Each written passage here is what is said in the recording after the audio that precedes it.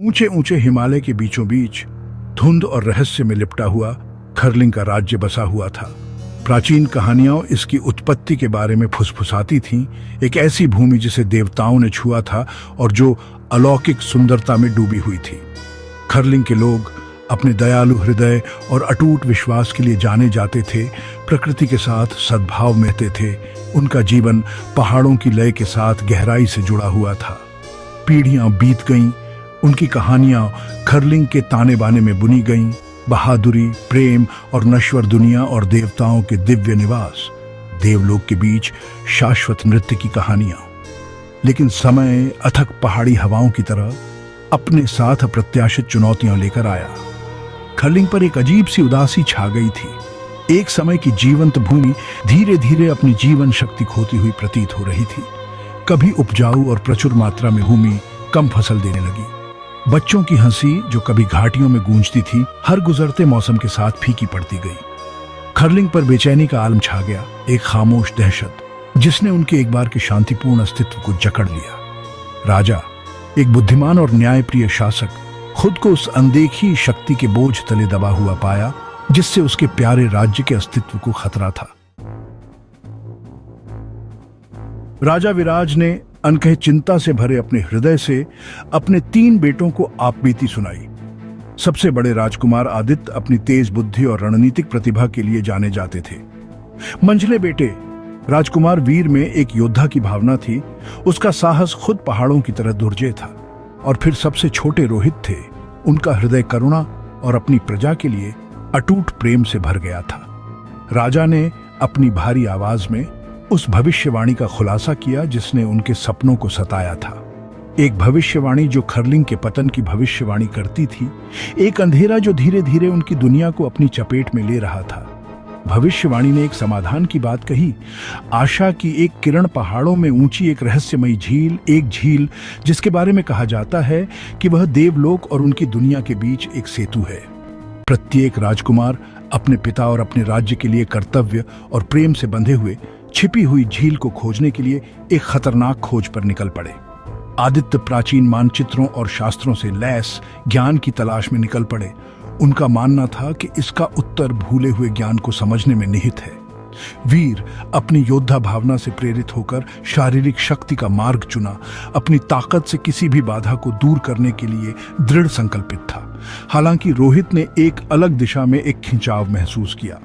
उसने बुजुर्गों, गांव के वैद्यों और हवा की फुसफुसाहट से मार्गदर्शन मांगा। उनका मानना था कि उत्तर केवल बल या बुद्धि में नहीं, बल्कि खरलिंग की आत्मा को समझने, भूमि और उसके लोगों के साथ फिर से जुड़ने में निहित है। दिन हफ्तों में बदल गए, फिर महीनों में, जैसे जैसे प्रत्येक राजकुमार अपने चुने हुए रास्ते पर अथक प्रयास करता रहा।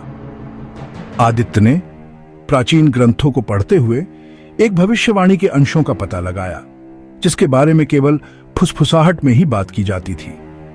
भविष्यवाणी ने एक राजा के बलिदान के बारे में बताया, एक शुद्ध हृदय के बारे में जो आकाशीय प्राणियों को प्रसन्न करने और भूमि में संतुलन बहाल करने के लिए अर्पित किया गया था। उसने उन परीक्षणों के बारे में सीखा जो रहस्यमयी झील तक पहुंचने का साहस करने वालों का इंतजार कर रहे थे। परीक्षण न केवल शारीरिक कौशल का, बल्कि किसी के अस्तित्व के सार का परीक्षण करने के लिए डिजाइन किए गए थे। अपने भाइयों के इस तरह के खतरे का सामना करने के ख्याल ने आदित्य को घबराहट से भर दिया। वह जानता था कि उसे उनके पास पहुंचना है, उन्हें चेतावनी देनी है और शायद उनकी जरूरत के समय अपनी ताकत की पेशकश करनी है। इस बीच वीर, विश्वासघाती चढ़ाई और जंगली जानवरों के साथ खतरनाक मुठभेड़ों से भरे उसके रास्ते ने अपने युद्ध कौशल और अटूट दृढ़ संकल्प पर भरोसा किया। उसने भेड़ियों के झुंडों से मुकाबला किया, विश्वासघाती बर्फ के पुलों को पार किया और सरासर चट्टानों को पार किया। उसका संकल्प हर चुनौती के साथ कठोर होता गया। वह झील तक पहुंचने, उसकी शक्ति का दावा करने और अपने राज्य को बचाने के लिए दृढ़ था, चाहे जो भी कीमत क्यों न चुकानी पड़े। रोहित हवा की फुसफुसाहट और बुजुर्गों के ज्ञान द्वारा निर्देशित खुद को खरलिंग के भूले हुए कोनों में खींचता हुआ पाया। उसने उन किसानों से बात की जो सूखी धरती से जीवन जीने के लिए संघर्ष कर रहे थे, उन माताओं से जो अनकही डर से सनी हुई लोरी गा रही थीं, उन बच्चों से जिनकी हंसी अब घाटियों में नहीं गूंजती थी। उसने सुना उसका हृदय उनके दर्द से भारी था। उनकी आशा धीरे धीरे उसके भीतर समझ की एक चिंगारी जगा रही थी।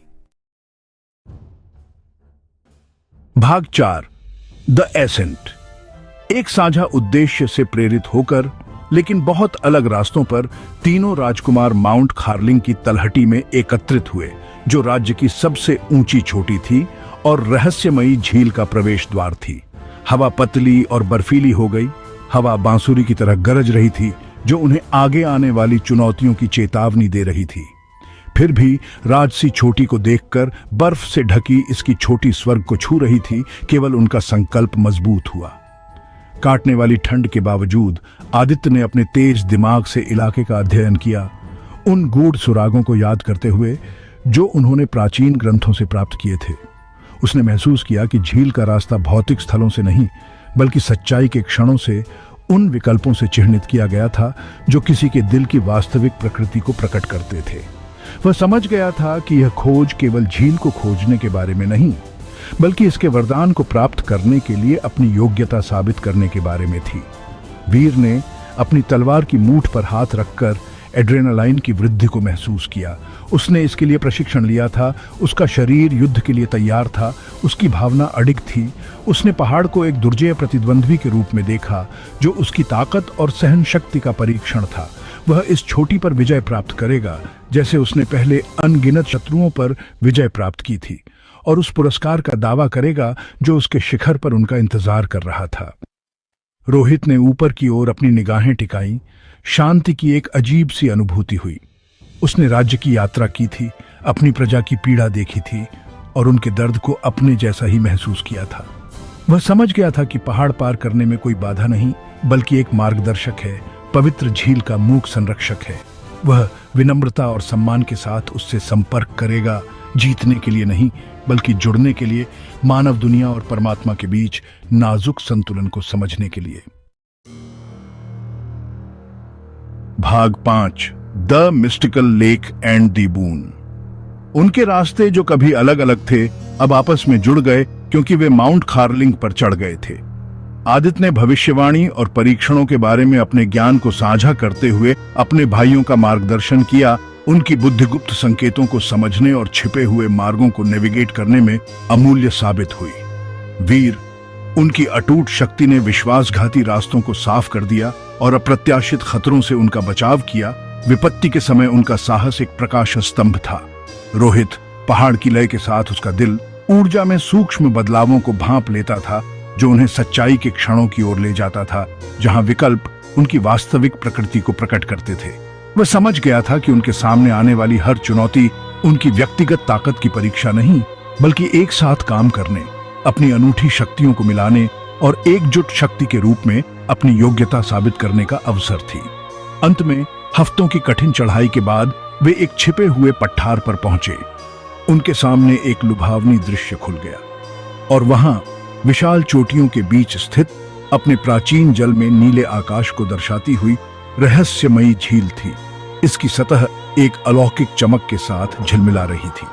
जैसे ही वे झील के किनारे पर पहुंचे, एक गहरी खामोशी छा गई, जो केवल उनके अपने दिल की धड़कन और पानी की हल्की लहरों से टूट रही थी। झील की झिलमिलाती सतह से आकाशीय प्रकाश में नहाया हुआ एक दीप्तिमान व्यक्ति प्रकट हुआ। यह देवदूत था, जो देवलोक से भेजा गया एक आकाशीय दूत था। उसकी उपस्थिति शांति और प्राचीन ज्ञान की आभा बिखेर रही थी। वह उनकी यात्रा को देख रहा था, उनके संघर्षों और उनकी जीत को देख रहा था। उनके व्यक्तिगत रास्ते एक साझा नियति में बदल रहे थे। आपने देवलोक के वरदान की कामना की है। देवदूत गरजा, उसकी आवाज एक अलौकिक शक्ति के साथ गूंज रही थी, लेकिन आप में से केवल एक ही इसे प्राप्त कर सकता है। भविष्यवाणी एक राजा के बलिदान की बात करती है, एक शुद्ध हृदय जो भूमि में संतुलन बहाल करने के लिए अर्पित किया जाता है। देवदूत के शब्द हवा में भारी पड़े। तीनों भाइयों पर एक गहरी खामोशी छा गई। उनकी खोज ने उन्हें इस क्षण तक पहुंचाया था, सच्चाई का एक ऐसा क्षण जो न केवल उनके भाग्य बल्कि उनके प्रिय खार्लिंग के भाग्य का फैसला करेगा।